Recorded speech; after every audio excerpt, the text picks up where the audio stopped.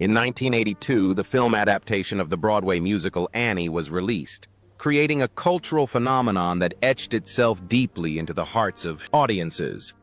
With a story about the Great Depression, resilience, and the search for family, the work was not only a commercial success, but became an unforgettable part of the childhood memories of an entire generation.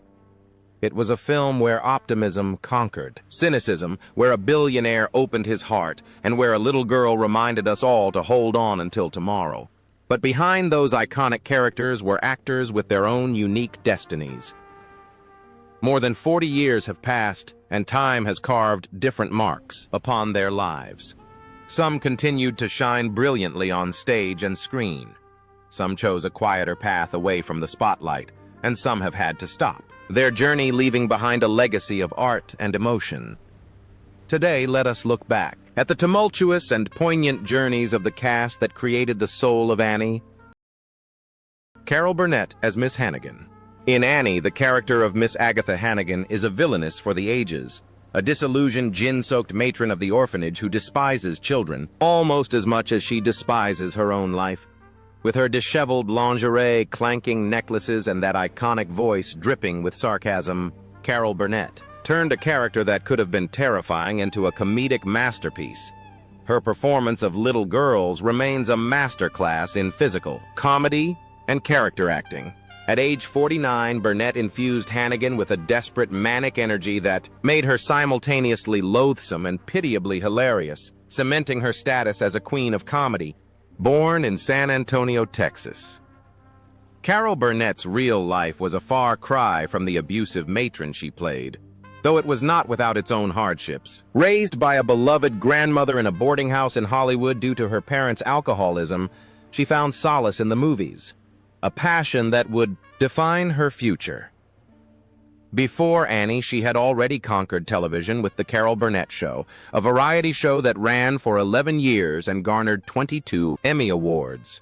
She was America's sweetheart, known for her ability to make the world laugh until it cried. After the success of Annie, Burnett continued to demonstrate her extraordinary versatility. She didn't just rest on her laurels, she took on dramatic roles in television movies like Friendly Fire and Life of the Party. The story of Beatrice, proving she was a powerhouse actress capable of deep vulnerability.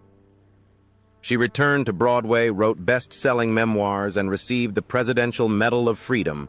Her personal life, however, was a tapestry woven with both immense love and profound tragedy. She was married 3 times, finding her longest union with producer Joe Hamilton, with whom she had 3 daughters. But the laughter that defined her career was silenced for a time by the heartbreaking struggle of her eldest daughter, Carrie Hamilton. Carrie battled addiction, a fight Carol supported her through publicly and privately, only for Carrie to pass away from cancer at the young age of 38. This loss devastated Burnett, yet she displayed the resilience of the characters she often played, channeling her grief into writing and charity work. She found love again later in life, with musician Brian Miller finding a quiet, supportive partnership that brought her peace. The connection between the role and her life is a study in contrasts. Miss Hannigan was a woman trapped by her circumstances, bitter and unloved, who lashed out at the world. Carol Burnett, conversely, is a woman who overcame a difficult childhood, not with bitterness, but with humor and grace. While Hannigan chased Easy Street, Burnett built her road with hard work and kindness. Today, at the age of 91, Carol Burnett is still defying the odds. She remains active, appearing in recent hit series like Better Call Saul and Palm Royale, her wit as sharp as ever. Her journey is a testament to the healing power of laughter and the enduring spirit of a woman who, despite the tragedies, is still glad to have this time together with her audience. Albert Finney as Daddy Warbucks. In Annie, Oliver Daddy Warbucks is the cold, workaholic billionaire who seemingly cares more for money than people until a red-headed orphan melts his heart. Albert Finney, with his shaved head and gruff demeanor, underwent a remarkable transformation to play this role. He portrayed Warbucks not just as a caricature of capitalism, but as a lonely man who didn't realize how empty his life was. His rendition of "I Don't Need Anything" but you remains one of the film's most heartwarming moments. Finney, a classically trained British actor known for gritty realism, surprised the world by taking on a musical role, yet he brought a gravity and sincerity to Warbucks that grounded the entire film. Albert Finney's real life was that of a true artist's artist, hailing from Salford, England. He was the son of a bookmaker who rose to become the new Laurence Olivier. He burst onto the scene in the 1960s as the face of the British angry young man in films like Saturday Night and Sunday Morning and the raucous Tom Jones. After Annie, Finney did not chase blockbuster fame. Instead, he continued to choose roles that challenged him, earning 5 Academy Award nominations throughout his career. He disappeared into his characters, from the alcoholic diplomat in Under the Volcano to the flamboyant lawyer in Aaron Brockovich. He was a chameleon, refusing to be typecast, and famously turned down a knighthood, viewing such honors as a form of snobbery he wanted no part of. Privately, Finney was a man who fiercely guarded his life away from the camera. He was a lover of horse racing and the simple pleasures of life, staying true to his working-class roots. His romantic life was colorful, including a brief marriage to Anouk Aimée, but he eventually found stability and deep companionship with Pine Delmage, whom he married in 2006. They lived a relatively quiet life in London, far removed from the glitz of Hollywood. In his later years, he faced a silent battle with kidney cancer, a diagnosis he kept largely out of the public eye, choosing to focus on his recovery and his final roles, including the gamekeeper Kincaid in the James Bond film Skyfall. The connection between Warbucks and Finney is poignant. Warbucks was a public figure who learned the value of private love. Finney was a public figure who always prioritized his private life. Warbucks used his wealth to buy happiness, while Finney used his talent to enrich the world of art, finding wealth in the craft itself. However, this journey of a cinematic titan came to a quiet end. On February 7, 2019, Albert Finney passed away at the Royal Marsden Hospital in London from a chest infection at the age of 82. His departure left a void in the acting world that can never be filled. The legacy he left is not just a list of credits, but a standard of excellence and integrity that few achieve. Tim Curry as Rooster Hannigan. In Annie, Rooster Hannigan is the slick, conniving brother of Miss Hannigan, a con artist with a switchblade in his pocket and a song in his heart. Tim Curry, with his devilish grin and flexible physicality, made Rooster a villain you couldn't help but watch. His performance in Easy Street is iconic. Blending vaudeville charm with a menacing edge, Curry brought a theatricality to the role that was mesmerizing. He was a snake in a cheap suit, dangerous yet undeniably charismatic, stealing every scene he was in with his high kicks and sinister charm.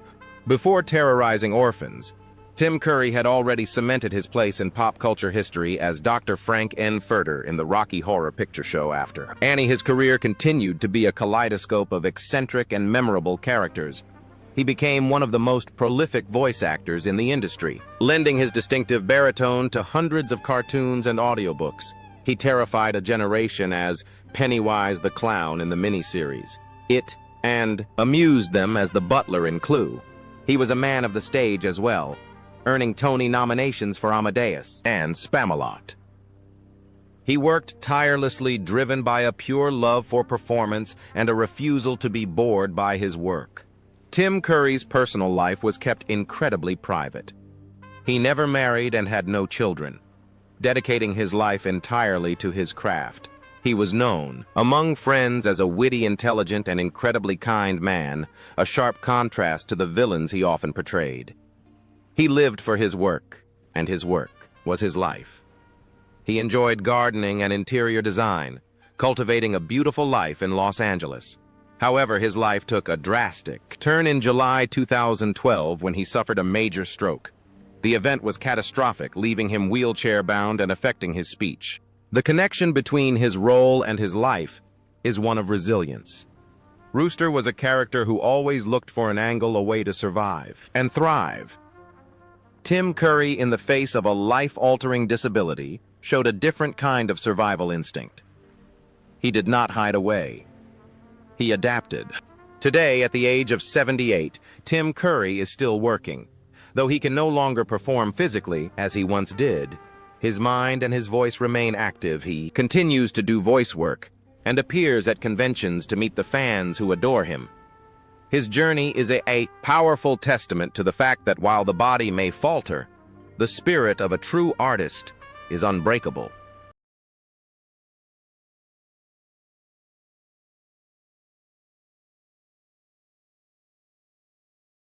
Geoffrey Holder as Punjab. In the 1982 film Punjab is Daddy Warbucks' mystical and imposing bodyguard, with his shaved head, towering height, and feats of magic like levitating. Annie Punjab was a character of wonder and mystery. Geoffrey Holder brought a magical realism to the role. He wasn't just a servant, he was a protector, with otherworldly abilities, saving Annie in the film's climax. His deep booming laugh and graceful movements made Punjab unforgettable, a superhero figure in a tuxedo. Geoffrey Holder's real life was even more extraordinary than the character he played born in Trinidad. He was a true Renaissance man, a dancer, choreographer, actor, painter, costume designer, and singer, standing 66. His physical presence was majestic. Before Annie, he had already made history as the villain Baron Samedi in the James Bond film Live and Let Die. He won 2 Tony Awards for directing and designing the costumes for the Broadway musical, The Wiz. He was a painter whose works hung in museums, and for years he was the face and voice of the Uncola 7-Up commercials. His personal life was a love story for the ages. He was married to the legendary dancer Carmen de Lavallade for 59 years. Their partnership was a creative and romantic union that lasted a lifetime. They were the golden couple of the dance world, supporting each other's artistic endeavors. Holder was a man who saw beauty in everything and lived his life as a piece of performance art. He was vibrant, loud, and unapologetically joyful. The connection between Punjab and Holder is the element of magic. Punjab used magic to protect Annie. Geoffrey Holder used the magic of art to enchant the world. He was a larger-than-life figure who refused to be boxed into a single category. The curtain fell on this magnificent life. On October 5th, 2014, Geoffrey Holder passed away in Manhattan from complications of pneumonia at the age of 84. He left behind a legacy of color movement and a reminder that life should be lived with a flourish.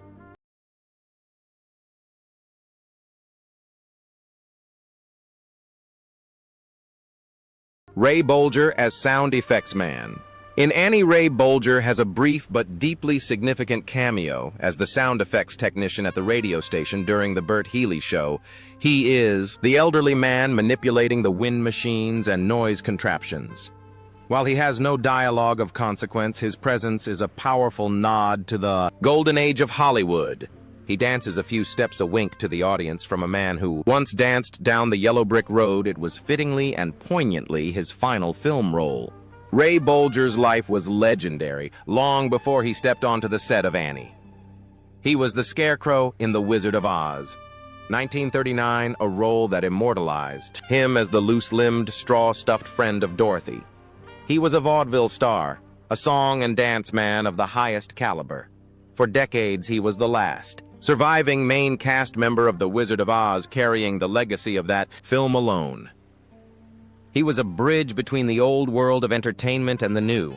His personal life was a testament to devotion. He was married to his wife, Gwendolyn Rickard, for over 57 years, a rarity in show business. They had no children. And Gwendolyn was his partner in every sense. Bolger was a devout Catholic and a man of deep faith. Never let the fame of the Scarecrow resent him. Instead, he embraced it, telling people he did have a brain after all. The connection between his cameo in Annie and his life is the closing of a circle. In Annie, he plays a man making magic behind the scenes at a radio station. In life, he was a man who made magic on screen for nearly a century. Annie was a film about hope in hard times, much like The Wizard of Oz. His appearance was a passing of the torch. The Scarecrow finally went to rest. Not long after Annie was released, on January 15, 1987, Ray Bolger passed away in Los Angeles from bladder cancer at the age of 83. He was the last of the Oz Voyagers to leave us.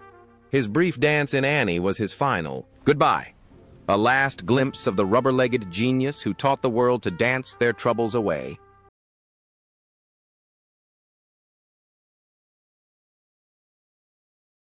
Anne Reinking as Grace Farrell. In Annie, Grace Farrell is the elegant, efficient, and warm-hearted secretary to Oliver Warbucks. She is the mother figure. Annie never had the one who, first, sees the potential in the child and brings her into their world. Anne Reinking brought a sophisticated grace fittingly to the role, but it was her dancing that truly set her apart. In the musical numbers, specifically, we got Annie. Her Broadway background shone through her movements, were precise, fluid, and captivating. She was the bridge between the cold Warbucks and the innocent Annie, portraying a modern woman with intelligence and compassion. Anne Reinking's life off-screen was defined by dance. She was a legend of the Broadway stage, the muse and romantic partner of the great Bob Fosse. Her career was a testament to the grueling discipline and passion required of a top-tier dancer. After Annie, she continued to dominate the dance world, winning a Tony Award for her choreography in the revival of Chicago. She was not just a performer, she was a guardian of the Fosse legacy, ensuring that his style of dance lived on for future generations.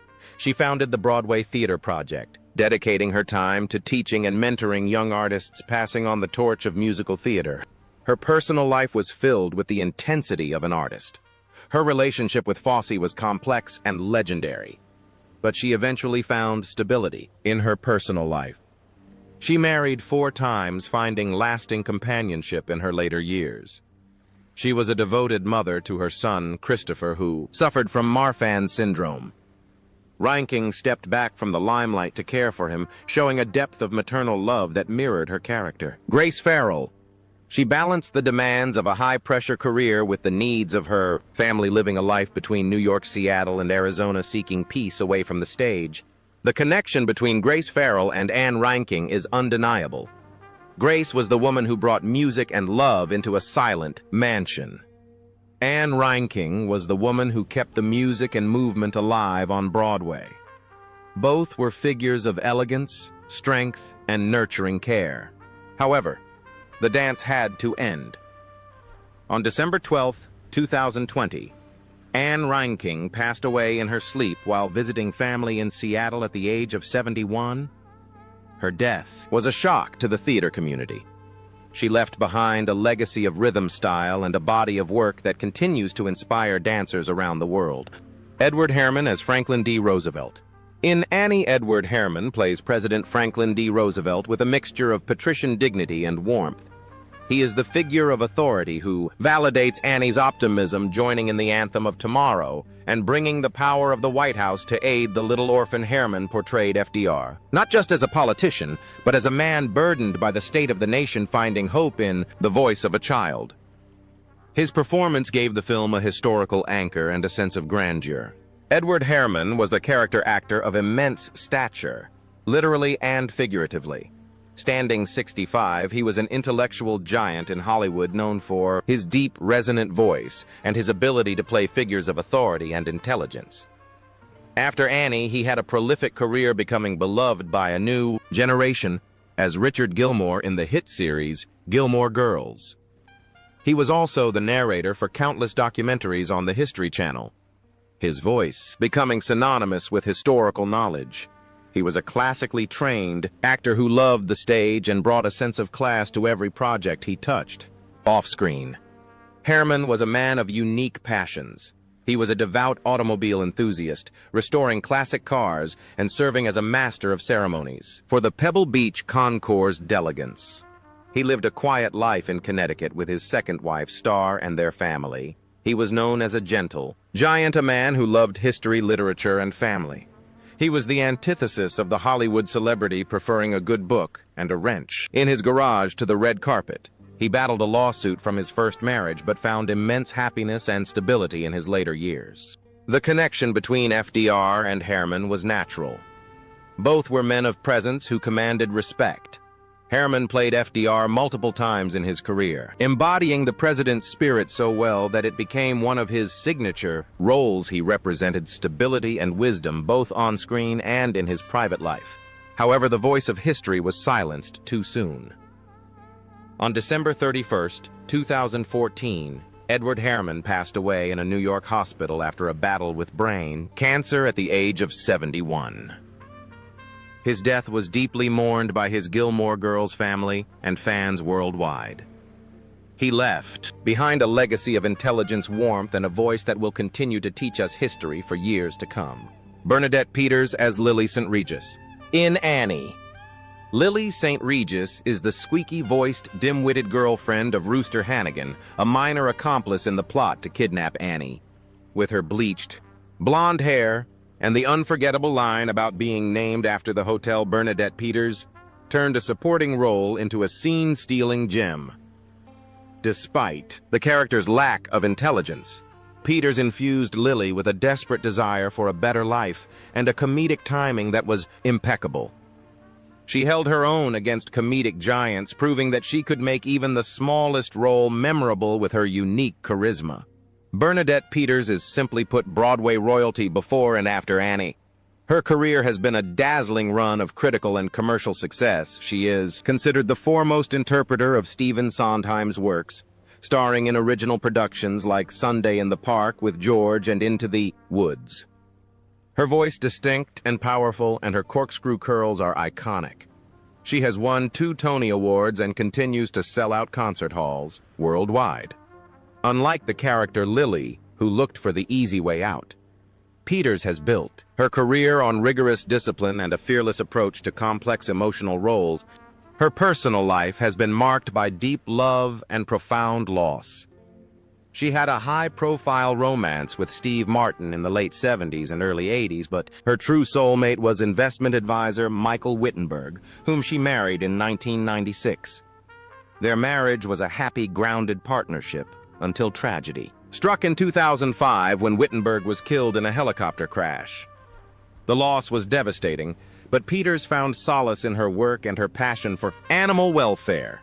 She co-founded Broadway Barks, a charity event that promotes the adoption of shelter animals, channeling her grief into a cause that has saved thousands of lives. The contrast between role and reality is striking. Lily St. Regis was a woman of questionable morals and little substance. Bernadette Peters is a woman of immense depth, talent, and charity. While Lily wanted easy street, Peters has spent her life giving back to the community and elevating the art of musical theater. Today, at the age of 76, Bernadette Peters remains a timeless beauty and an active force in the entertainment industry. She continues to perform on Broadway and in television series, her star shining as brightly as ever. Her journey is a testament to the power of talent and the resilience of a kind heart. Eileen Quinn as Annie. In Annie, the titular character is the heart and soul of the story. Eileen Quinn, chosen from over 8,000 hopefuls, carried the weight of the massive production on her small shoulders.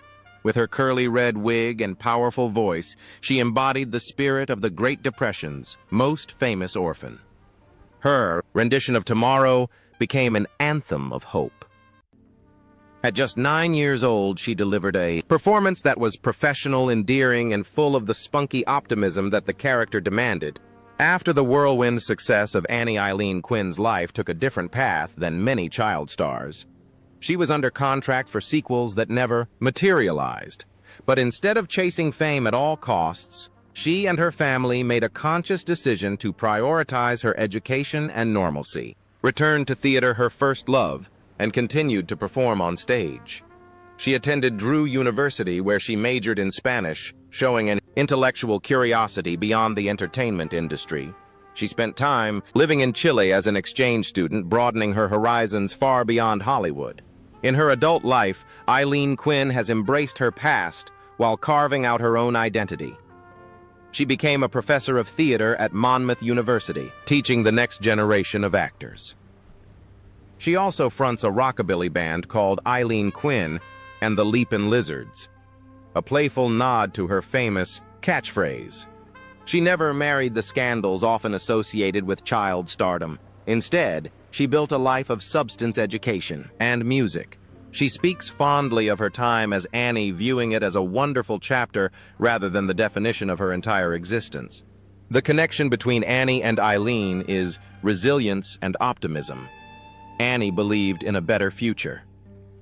Eileen Quinn built one for herself.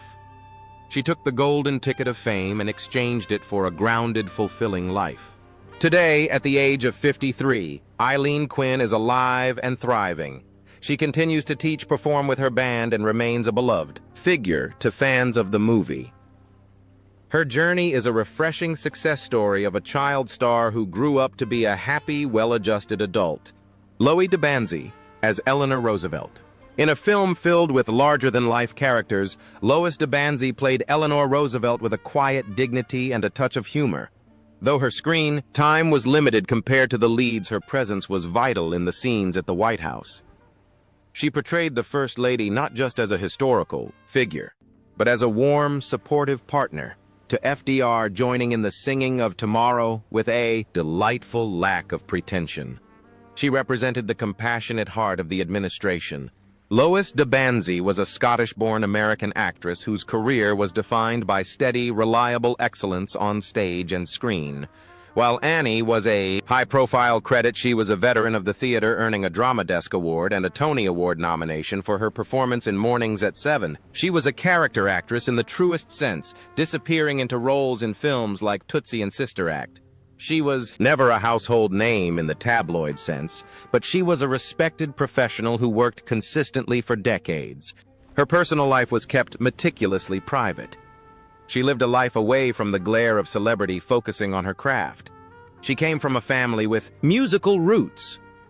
Her uncle was a famous British band leader, but she forged her own path in acting. She lived a life of quiet dedication to the arts, residing in California in her later years. The connection between her role and her life is understated grace.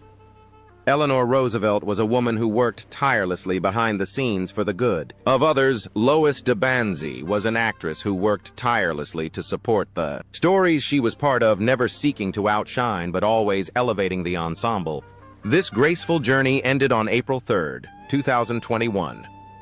Lois DeBanzi passed away in Green Bay, California, at the age of 90.